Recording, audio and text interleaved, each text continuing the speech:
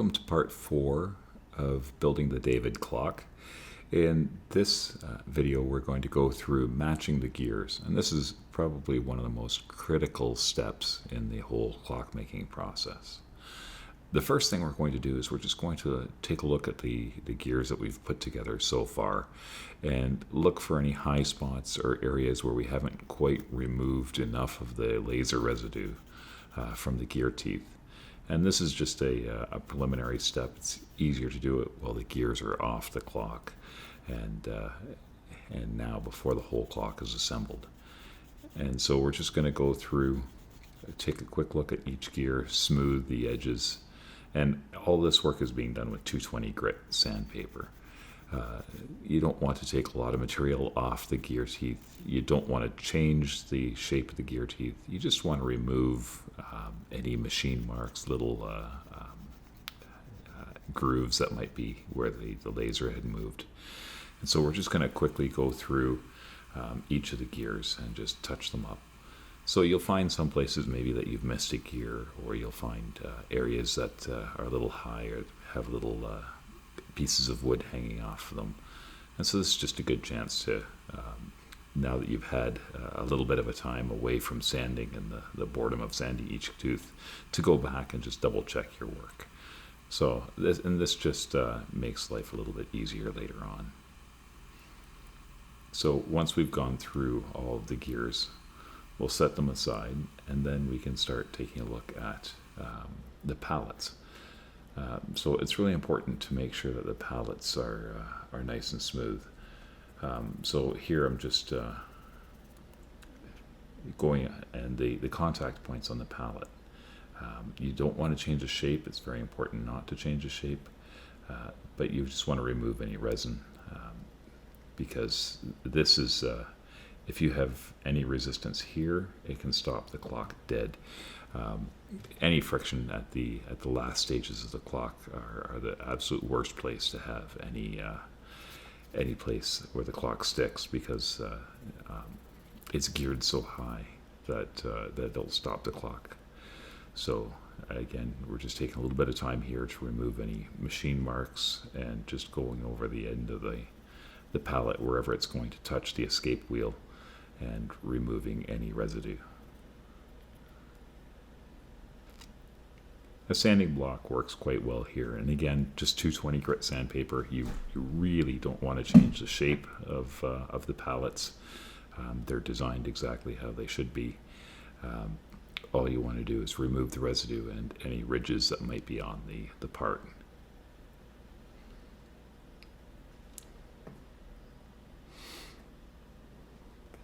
So once that's done, we can start with the actual gear matching. So in each case, the first step is to just check that the gear that's going to be matched runs smoothly in the clock, isn't warped, and it doesn't have excessive play front to back. So install it in the clock, give it a spin. Sometimes the bearings take a little bit of spinning to work in, to get the lubricant that's in the gear distributed evenly. And here we're just giving it a spin, and you can see that there's not a lot of wobble or warping in the gear. So now we go to the next gear, so the third wheel. We're going to install that, and again, just check that it spins smoothly on its gear, or on its bearings, and make sure that there's not excessive play. And you can see here that this gear's got a bit of a wow in it. It's not too excessive. It could probably run, the clock could probably run with this, but I'll just go through the steps of how to remove that. And for something minor like this, just take a damp paper towel. You want it moist but not wet, and just wipe down the gear. You're just getting a little bit of moisture on the gear. You can pat both sides. You're not looking to soak the gear. You're not looking to get a lot of moisture on the gear teeth. You're just getting the face of the gear a little bit moist. Place it in the clock.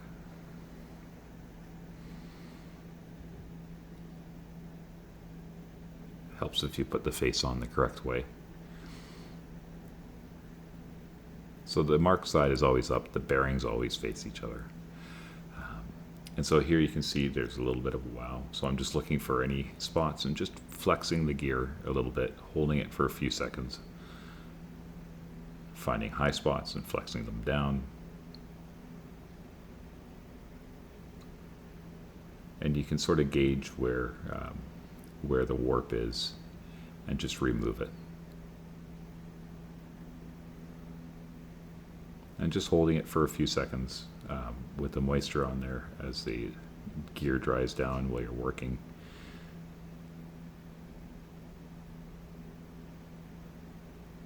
You don't want to go too far, of course. You don't want to break the gear, but and you can go through a couple of stages of this, re-dampen it if you need to. But in this case, there wasn't a whole lot of warp, and you can see now most of it's gone.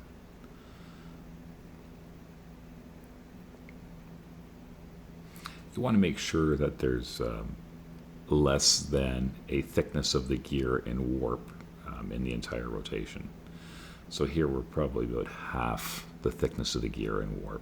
So I mean, I could play around with it a little bit more, get it closer, but for the purpose of building the clock and getting it running, this will be just fine.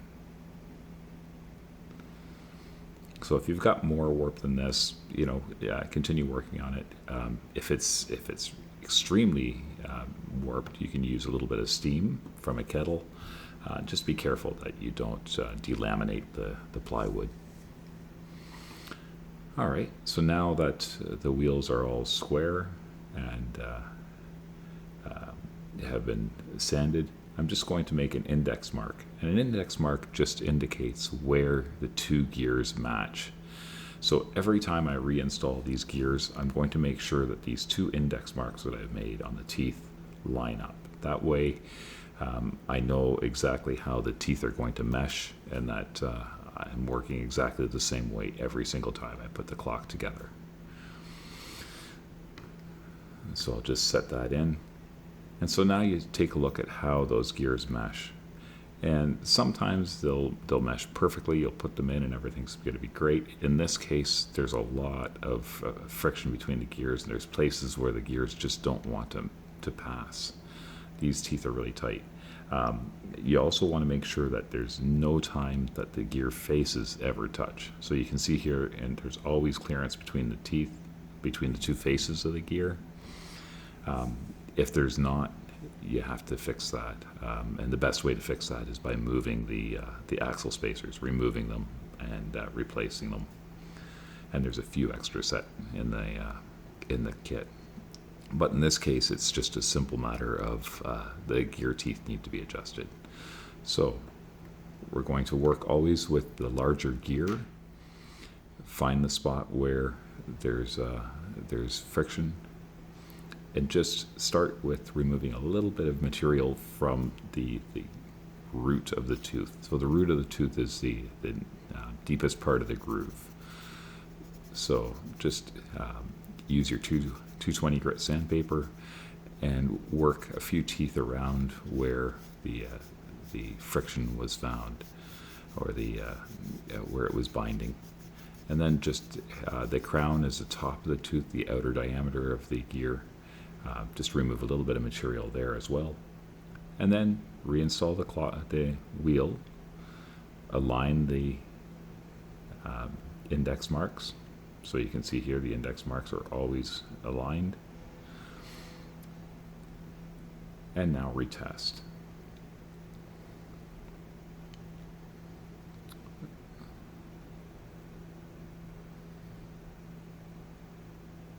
So we're going to go through the same procedure over and over and over until we've got the gears meshing perfectly.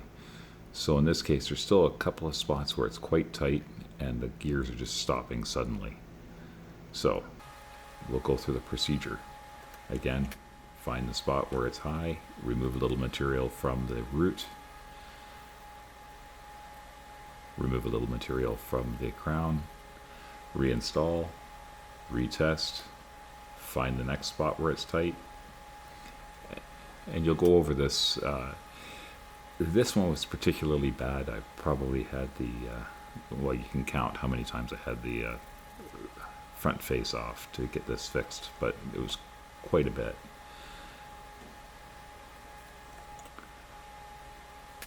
And again, just work slowly and methodically.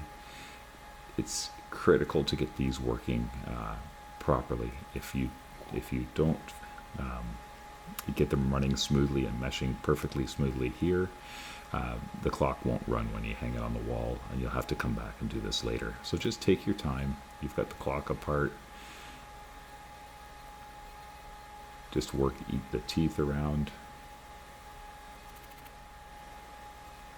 And again, notice that every time I install the gears, I'm always matching the index marks. And you'll find as you continue going that you'll find it gets smoother and smoother, and you'll have to be a little bit more and more picky about or sensitive to where it's sticking, where it's binding. So don't convince yourself that it's good enough. Keep going until it's absolutely smooth and there's no spots that it's catching. Because again, if you don't do it now, you'll have to do it later to get the clock running. So just take your time, move slowly, be methodical, align the index marks every time. And we're getting close here.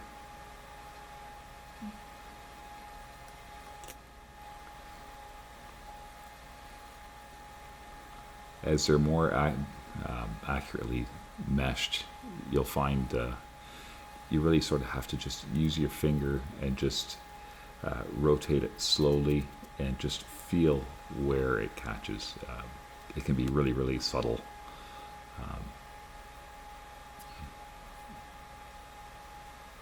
So we're getting close here.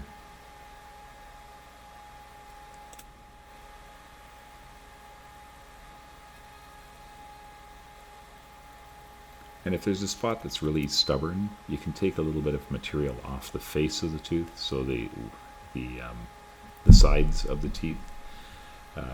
But mostly you'll find that it's just the root and the crown where you've got to remove material to get it running properly. So once you're happy with how it's running, just smooth out any edges on the pinion, give a final sand to the whole edge of the gear. And when there's no snags at all, and you're convinced that the clock's going to run smoothly, you can see here that it's a huge difference from when we started. And I'm looking here to see if there's any spots at all where it's still hanging up.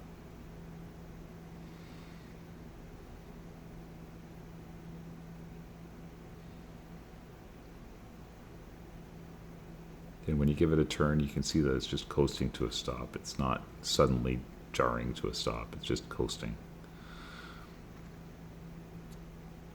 And that's exactly what we're looking for.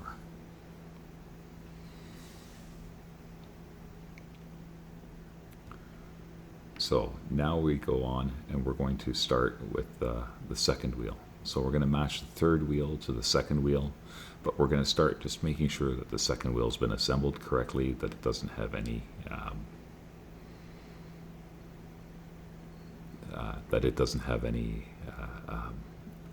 warps or bends in it. It doesn't wobble.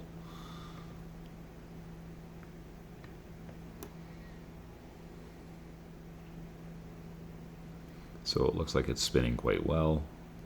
We'll just check it from the side. You can see that there's no excessive play and it's running very true. So that's a good sign. So now we'll install the second gear. Or the third wheel. So the third wheel gets installed. And I'm actually, in order to make the index marks, I'm going to line up the escape wheel as well. So I'm just going to place the escape wheel there just to line up the index marks with the second wheel.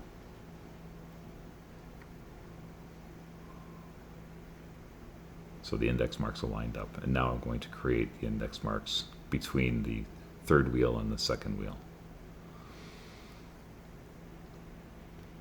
So again, it's just so small.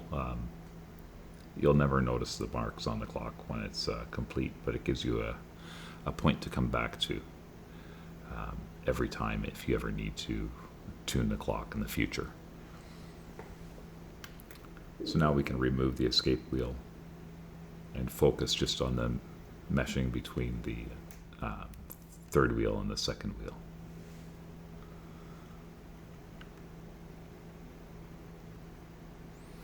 So index marks aligned, place the front face back on, mark side up.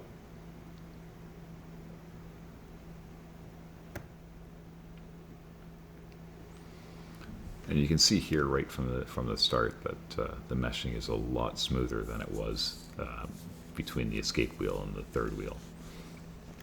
So there's no contact between the faces at all. And we're just going to find the spots where there's a bit of a catch and do exactly the same as we did with the escape wheel and the second wheel. Just remove a little material. And now we're going to continue working through the gear train. So we'll work this gear. And it's important to note that the farther up the train, so the closer to the pallets that you get, the more critical it is to remove any friction. Because any friction that's there gets amplified all the way down the gear train. So a tiny bit of friction at the pallets, between the pallets and the escape wheel is much worse than a little bit of friction between the winder wheel and the grate wheel, for example. It's still important to remove any friction throughout the train, but the farther up the train it is, the more likely it is it'll keep the clock from running smoothly. So again, just keep going. It'll get better and better with each iteration of placing the gears back together until it's running perfectly smoothly.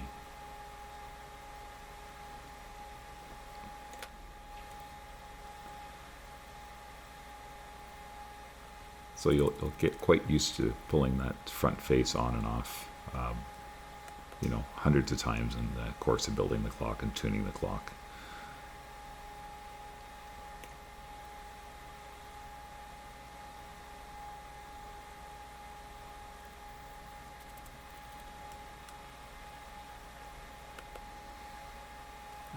And I've had questions about, why don't you just cut the teeth so that there's a little bit more play so you don't have to do as much matching?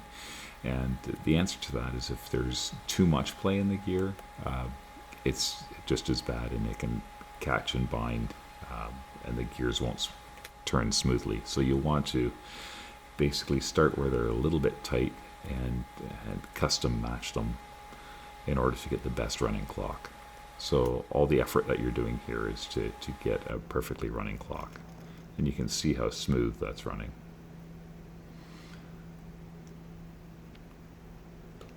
So now again, we're just going to tidy up the pinion and the outer edge of the gear with one last bit of sanding.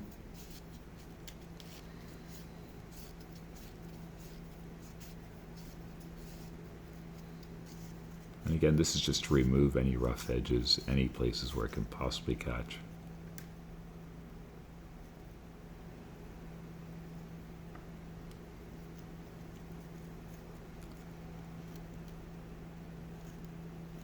And it just sort of rounds off any areas that might be still a little bit have breaking the edges, any place where there might be a sharp edge. So we already know that the gears are matching very well, and we're just doing a final touch-up.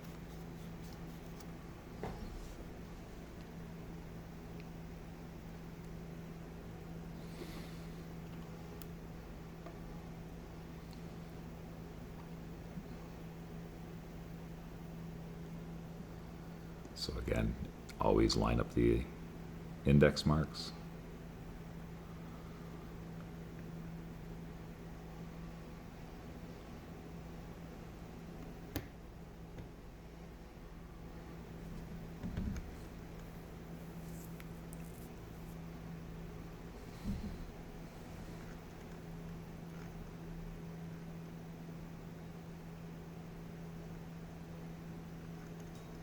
And you can see here there's no place where they're catching or binding.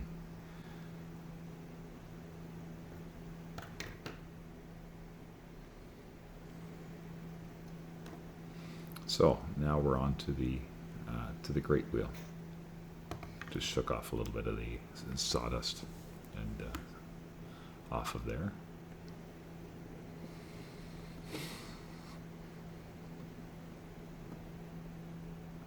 So the great wheel is the center of the clock. It's basically the one wheel that turns one time per hour.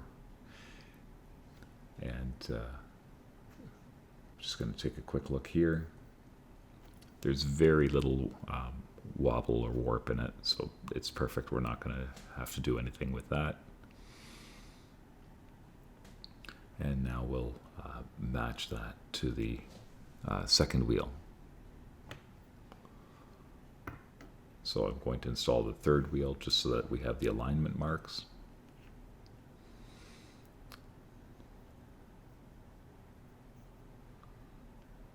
And this way, when you install all the wheels in the gear, there's going to be one spot at which all the alignment marks align.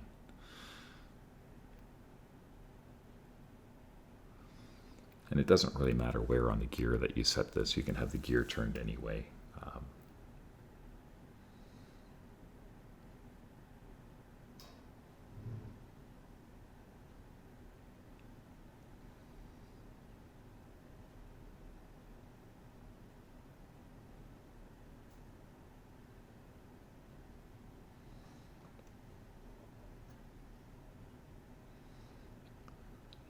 You want the marks just good enough, just clear enough that you can see them. All right, so we can remove the third wheel and focus on the second wheel and the great wheel. So we get those alignment marks reset, replace the front plate.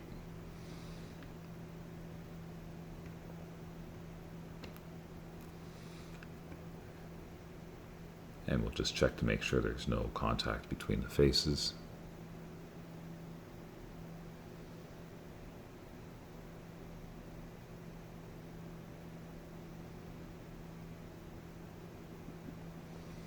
And it looks like everything's pretty good here. There's not, this is one of the few times that I've found there was almost no spots where there was any kind of friction between the gears. It runs almost perfectly right out of the box.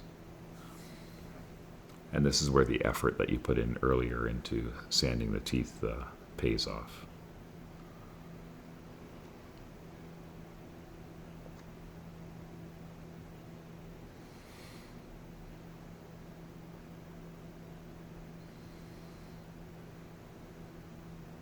And again, just take your time. If you find spots, go through the same steps that you did with the other gears.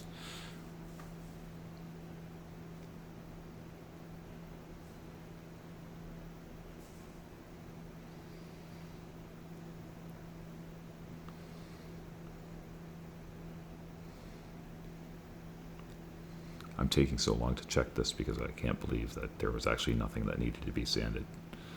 So I'm just going to do the quick tidy up sanding around the whole edge of the gear.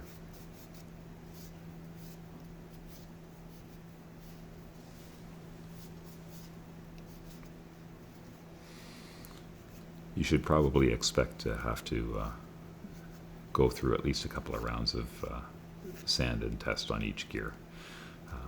This was just a nice bonus that these gears meshed so well right out of the box.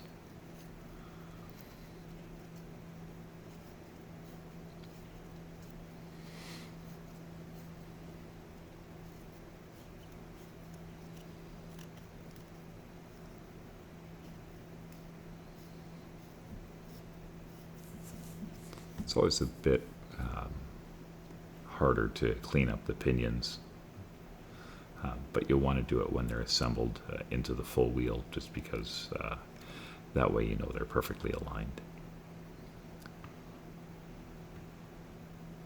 So a final check here, and they're running quite nicely.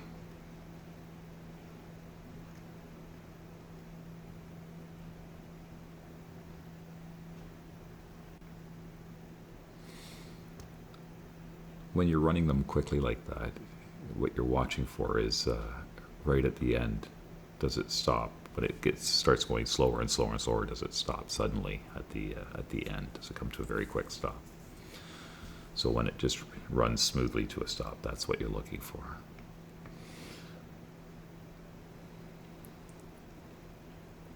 So here we got the winder wheel.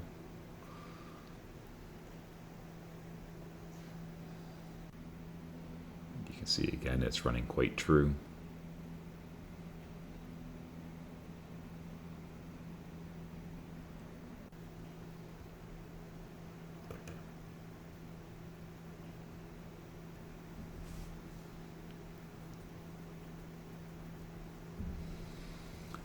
And we'll create some index marks. So again, we're going to install the great wheel and the second wheel.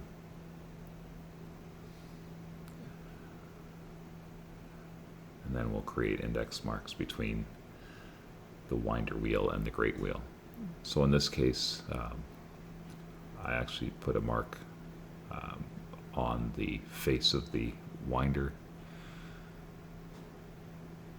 and a slightly different mark from the other mark on the great wheel to indicate that that's the winder wheel mark.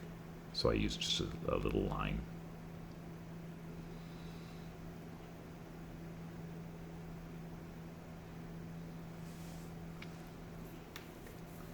And you actually want to leave these marks on even after the clock's finished,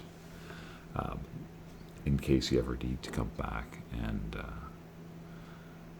take the clock apart and tune it. As the clock's running, you'll never notice the marks. You'll never see the marks. And it's actually, there's a tradition behind these index marks in clockmaking. That the clockmakers have used these marks pretty much since they started building clocks. So here, I got lucky again. There's very little friction at any point in the gear, and things are running very smoothly.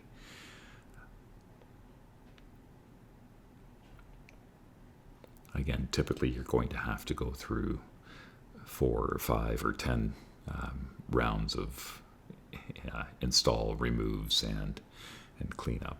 So I got lucky.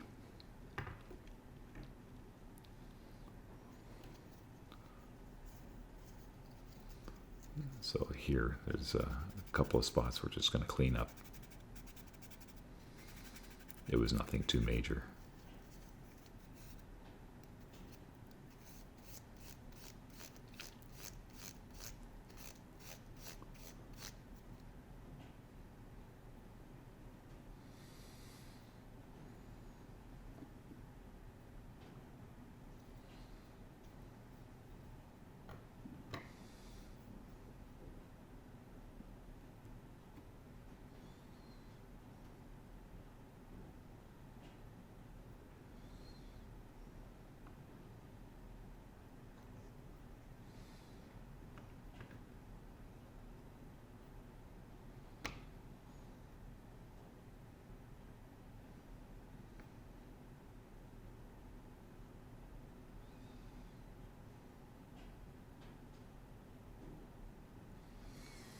And by working 2 gears at a time throughout the whole gear train, you can basically isolate the issues at each point in the clock.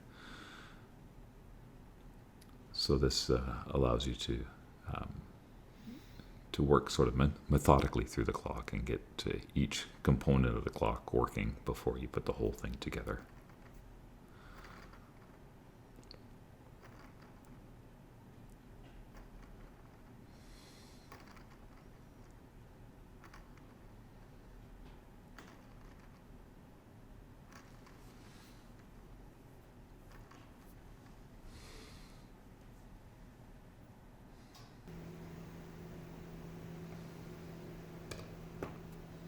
Okay, so the last gears that need to be matched are the dial train. This is just a quick look at how the dial train actually is attached to the clock. So it's a press fit into the axle of the great wheel. So the great wheel turns it, but it's a slip fit, so that if you need to set the time, you just turn that axle inside. So we'll get to creating the proper tension there later, but just a quick sort of peek at how that all gets put together. So we're going to remove the winder wheel, install the great wheel,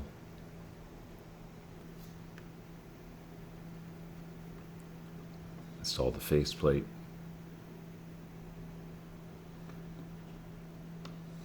now we're going to just temporarily install the idler here. So you're pressing it in just until the axle matches the back of the faceplate, and then press the dial train into the great wheel axle. And we'll just take a look from the side here, so you can see how this is matching. So it goes small gear, big gear, small gear, big gear.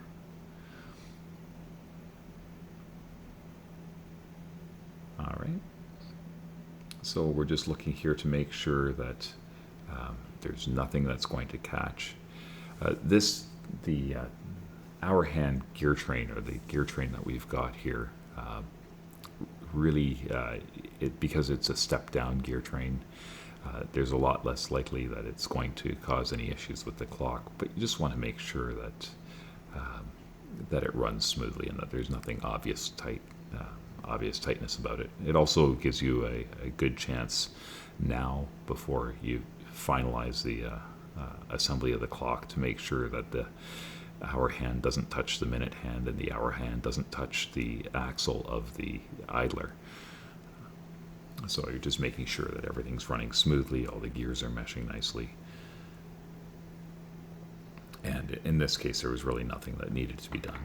It was perfectly fine.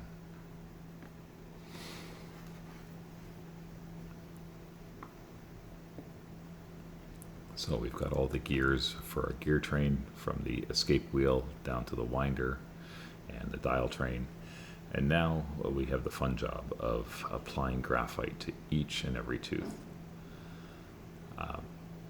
So I sort of work one side of the gear tooth and work around the whole gear. Using the tip of the sharpened pencil, we'll work our way around each tooth.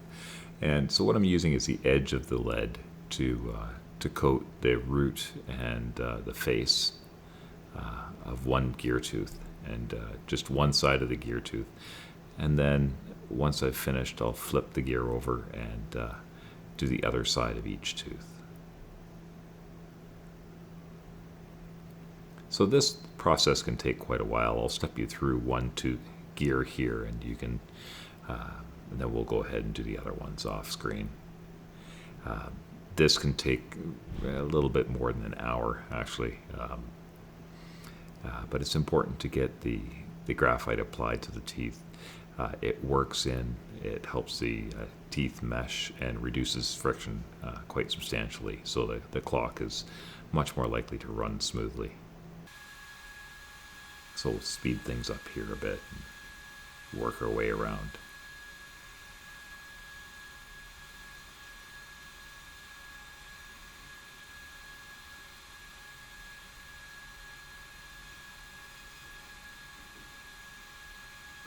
And keep sharpening the pencil every once in a while if it gets dull or if the point breaks. And then just work the other side.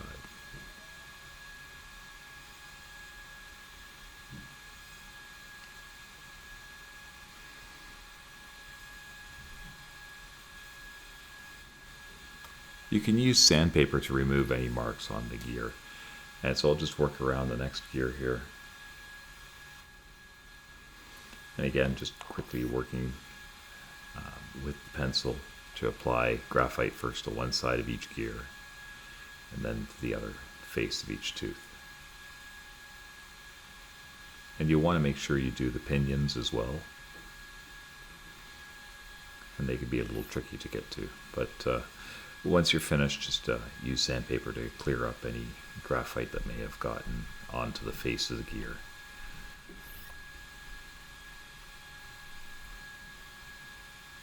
And if you use disposable gloves. You can just take those off when you get some of the pencil lead on your thumbs so that you don't spread it onto the gear.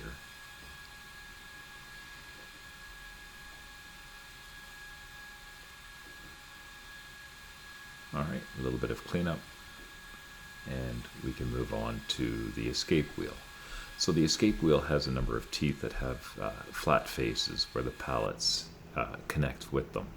And so what I'm doing here is applying graphite to the face of each of those teeth, all those contact points. This is one of the most critical points of the clock, where friction is really your enemy. If you have friction at the pallets and at the escape wheel, your clock will stop.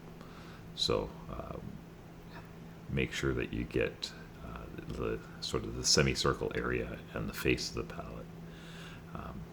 I'm just going to work through all the faces first, and then work down into the recesses. So again, using the edge of the sharpened pencil and getting as much graphite as you can on it, and work your way around the entire edge of the gear. Just work tooth by tooth, take your time.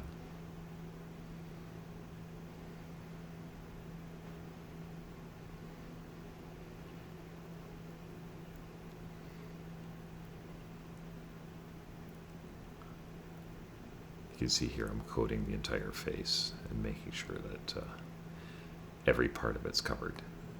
And it also gives you a good indication here that you've sanded it properly if there's no ridges or bumps on it. And so do a bit of cleanup as I go and work my way around. And this one goes fairly quickly. Fewer teeth, a little bit bigger area on each tooth.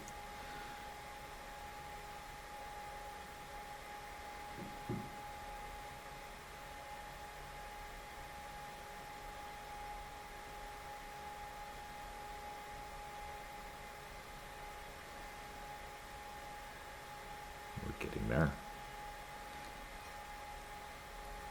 Another half dozen or so to go.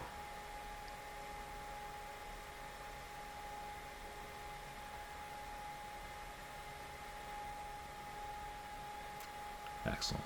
And now we'll just make sure that all the recesses are coated as well, because the outside of the pallets will run into the recesses in the escape wheel as it rocks back and forth. So this just removes any friction between the escape and the pallets.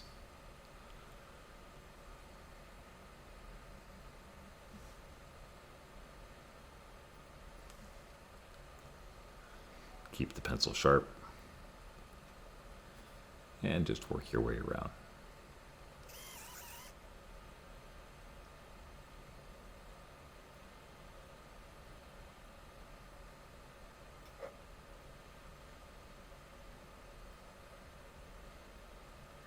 Just a few more to go.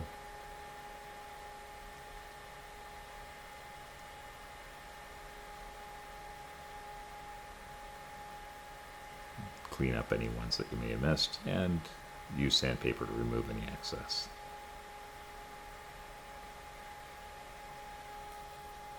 And again, we're going to make sure we get the pallet or the pinion on each one of the gears.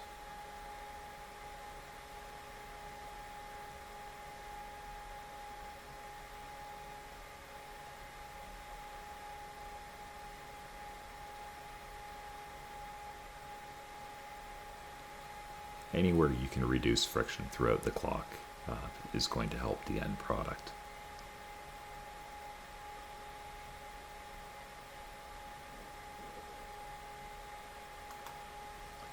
So we've successfully matched all the gears, and we've applied graphite to the edge of all the gears. The whole process took about 2.5 hours, and we're just about 8 hours in on the full build. The next step is going to be the pendulum and the counterweight, and those are both quite straightforward. Sort of a nice break from the finicky work that we've been doing here. So we'll move on to that next.